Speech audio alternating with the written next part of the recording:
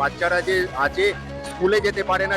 বললাম যে ড্রেনটা পরিষ্কার করো, ড্রেনটা পরিষ্কার করতে দেয়া বলছে যে এখন তো নতুন সরকার আইছে তারা করবে।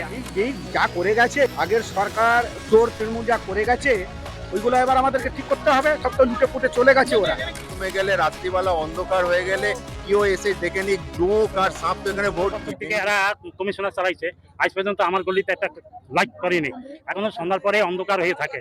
আর বলতে বলতে সেদিনকার বললাম যে ড্রেনটা পরিষ্কার করো, ড্রেনটা পরিষ্কার করতে দেয়া বলছে যে এখন তো নতুন সরকার আইছে তারা করবে। আমি বললাম তাহলে আপনারা কি করতে আসছেন? আছে অ্যাকচুয়ালি কি আছে এখানে বাচ্চারা যে আছে স্কুলে যেতে পারে না, জল জমে গেলে রাত্রিবেলা অন্ধকার হয়ে গেলে কেউ এসে দেখে নি জোক আর সাপ তো এখানে ভর্তি, ডেঙ্গুটা আলাদা। তারপরে এখানে যে 5 লাখ টাকার কাজ হচ্ছে, একটা সুইমিং পুল বানিয়ে দিয়েছে টিন ঘিরে, এখানে আরো যে কটা ডেঙ্গি হয়তো বেরিয়ে যেত সেটা আরো জন্মাচ্ছে। এখানে যারা পৌরসভার কর্মীরা আসতো তারা কি আসে ডেঙ্গু? হ্যাঁ হ্যাঁ, পৌরসভার কর্মীরা আসে কিন্তু ওই জাস্ট সার্ভে করে নিয়ে চলে যায়। তা ফল কিছু পাওয়া যায় না, কিছু এখনো পর্যন্ত হয়। এলাকায় উন্নয়ন বলতে একটা বোর্ড আমরা দেখলাম যে কি কি ওই বোর্ডের কাজ হয়েছে, আমরা যখন মেল দিয়েছি জুন মাস থেকে শ্রীরামপুর মিউনিসিপ্যালিটিকে মেল দেওয়া হয়েছে, তারপর রাতারাতি এসে কি করলো দিয়ে ওনাকে 5,000 টাকা টিন লাগিয়ে ওনার বলা হলো যে খালের জন্য কাটা হয়েছে, টেন্ডারটা কাঁচা কাজের জন্য আমরা এখানে কোনো কংক্রিট কাজ করতে পারবো না। এই রিপ্লাইটা কালকে পেয়েছি। শ্রীরামপুরের 27 নম্বর ওয়ার্ডের সুকান্তপল্লী এলাকায় দীর্ঘদিনের নিকাশি সমস্যার অভিযোগ তুলছেন স্থানীয় বাসিন্দারা।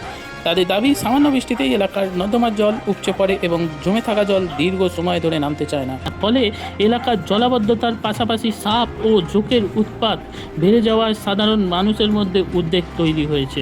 বাসিন্দাদের এই অভিযোগের ভিত্তিতে ঘটনাস্থল পরিদর্শন করেন চাপদানির বিধায়ক দিলীপ সিং মহাশয় এবং 27 নম্বর ওয়ার্ডের বিজেপি নেতা পরাগ তরু মিত্র। তারা এলাকাবাসীর সঙ্গে কথা বলেন, নিকাশি ব্যবস্থার বর্তমান অবস্থা খতিয়ে দেখেন এবং সমস্যার বিভিন্ন দিক সম্পর্কে তথ্য নেন।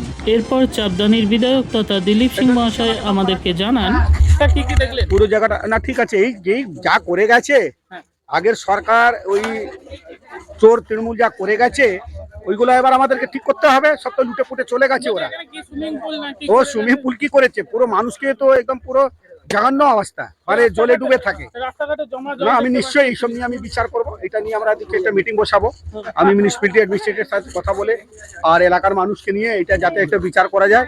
হ্যাঁ, আমাদের এখানে তো সবাই আছে, আর এই পরাগ আছে, পরাগদাকে বলেছি চিঠিটা আমাকে জমা দিতে। তুমি চিঠিটা লিখবে মিউনিসিপ্যালিটিকে, ইওকে, তারপরে কপি টু এমএলএ। চিঠিটা আমাকে দাও, আর আমি এটা নিয়ে বিচার করছি। ঠিক হবে, মানুষকে পরিষেবা দেওয়ার আমাদের দায়িত্ব আমরা দেবো, মানুষ পরিষেবা পাবে।